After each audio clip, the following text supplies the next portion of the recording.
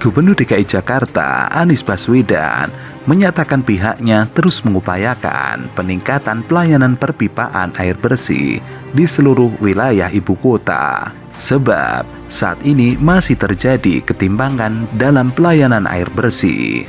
Masih ada masyarakat di Jakarta yang ekonominya lemah harus mengeluarkan biaya besar untuk mendapatkan hak dasarnya, yaitu air.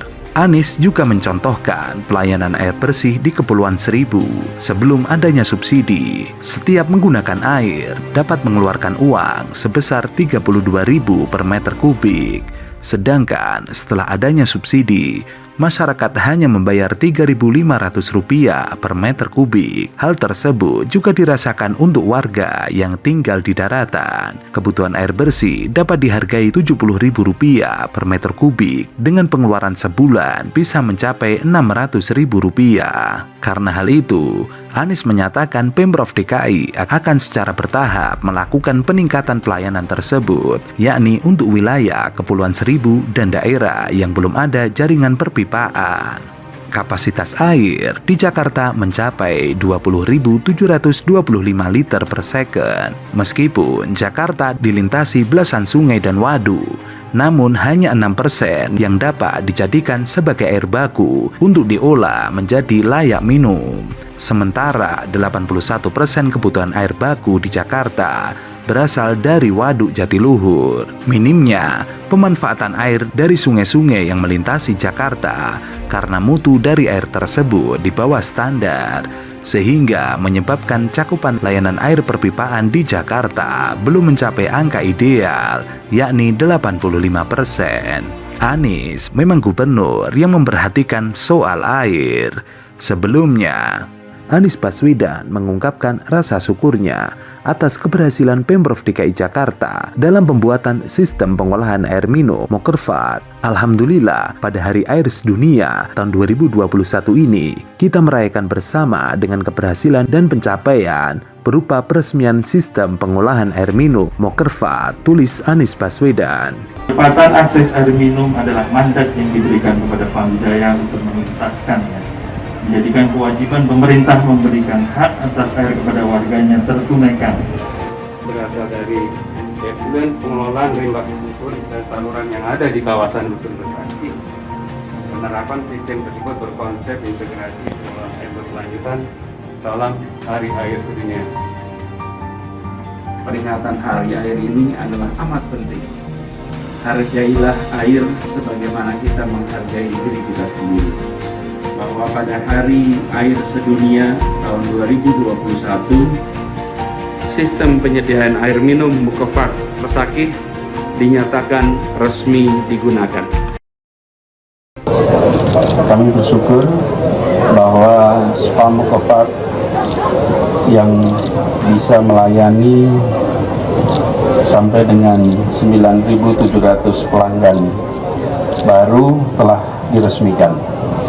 Sebuah proyek penting untuk pengadaan air minum di Jakarta, karena fasilitas yang dibuat di sini memanfaatkan air dari Rusunawa yang ada di Rusun Pesakih dan Mogot, yang airnya kemudian ditampung di sebuah danau, ukuran danaunya 1,1 hektar, dibangun sejak 2019-2020, dan juga air dari Kali Mokerfat. Karena itu kedua sumber ini memungkinkan bagi PT Pamjaya untuk menggunakan teknologi moving bed bioreaktor mengolah polutan organik dan amoniak dengan bantuan organisme yang tumbuh pada media, yang akhirnya bisa menjadi pasokan air minum untuk masyarakat. Menurut Anies Baswedan, pembangunan SPAM Mokerfat merupakan salah satu bentuk tanggung jawab Pemprov DKI Jakarta